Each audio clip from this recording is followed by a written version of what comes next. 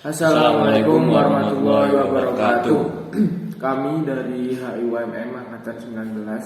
Sebelumnya perkenalkan, nama saya Kino Yahlandia Yasrau, dan di sebelah saya ada Wildan Rahmawan yang juga dari HIUMM Angkatan 19. Kami di sini akan memaparkan materi tentang mengapa etnis Rohingya mengalami pengusiran dari wilayah Aceh pada bulan Maret tahun 2020 baru-baru ini.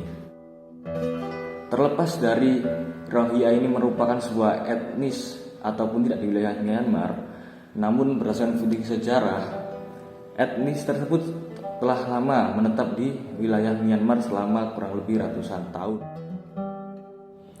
Akan tetapi karena perbedaan agama, fisik, ras dan juga bahasa mengakibatkan Rohingya seringkali bukan dianggap sebagai bagian dari etnisitas Myanmar.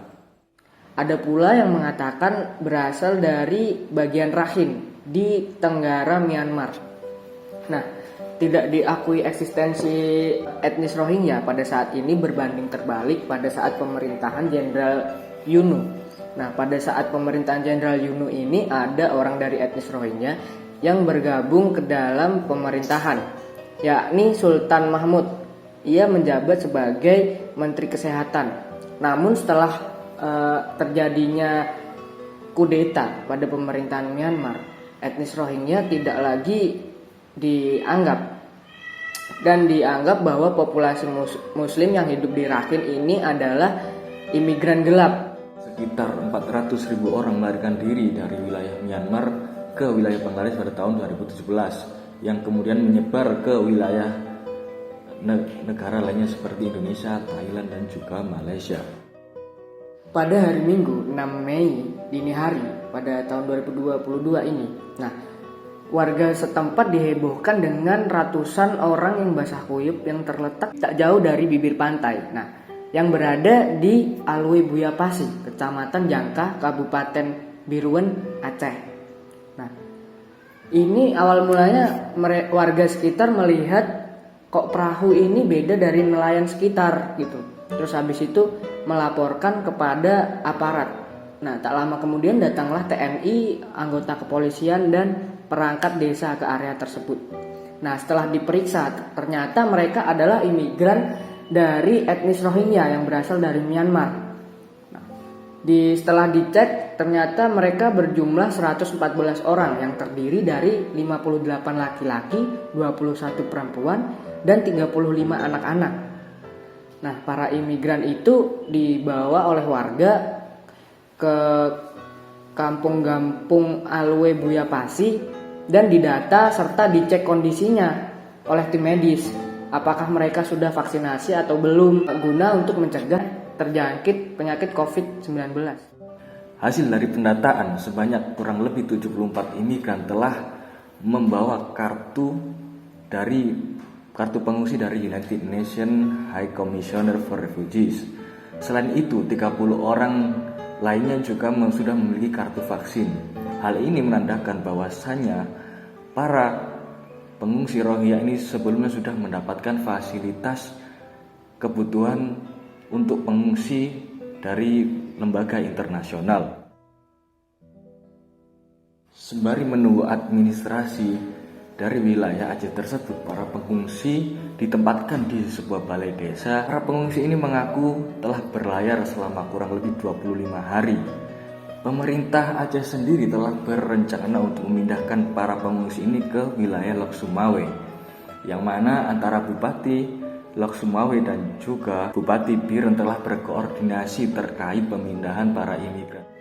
Orang dari etnis Rohingya ada yang kabur 3 orang pada hari Minggu tanggal 20 bulan Maret malam hari. Untungnya pada hari Seninnya, esok harinya, pagi hari, mereka ditemukan dan dikembalikan ke dalam penampungan tersebut. Mayoritas pengungsi mengemas barang-barang mereka dan berusaha untuk keluar atau kabur dari tempat tersebut, dari tempat penampungan itu tadi.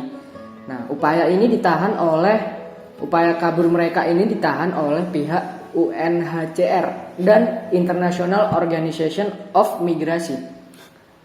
Lalu beredarlah kabar bahwa para pengungsi diusir dari penampungan oleh warga Alwe Buya Pasi ini. Ada kabar bahwasanya warga setempat telah mendengar adanya surat perintah pemindahan tersebut. Akan tetapi, pemindahan yang tak kunjung dilakukan justru menimbulkan konflik di antara para pengungsi dan juga masyarakat setempat.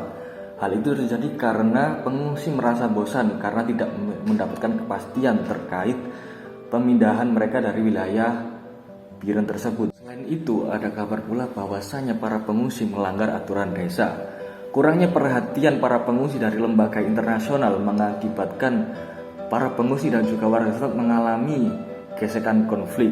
Namun, warga setempat justru membantah adanya konflik tersebut, yang justru warga setempat mengatakan bahwasanya mereka telah memberikan bantuan kepada para pengungsi.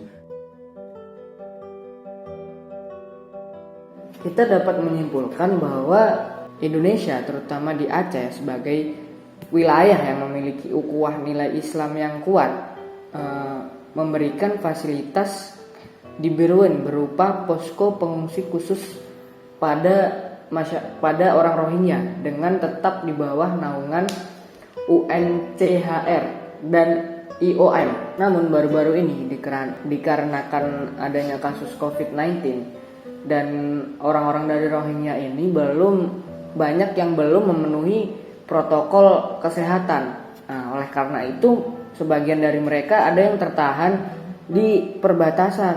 Nah, imigran tersebut akhirnya mengalami kejenuhan dan mengakibatkan sebagian dari mereka kabur.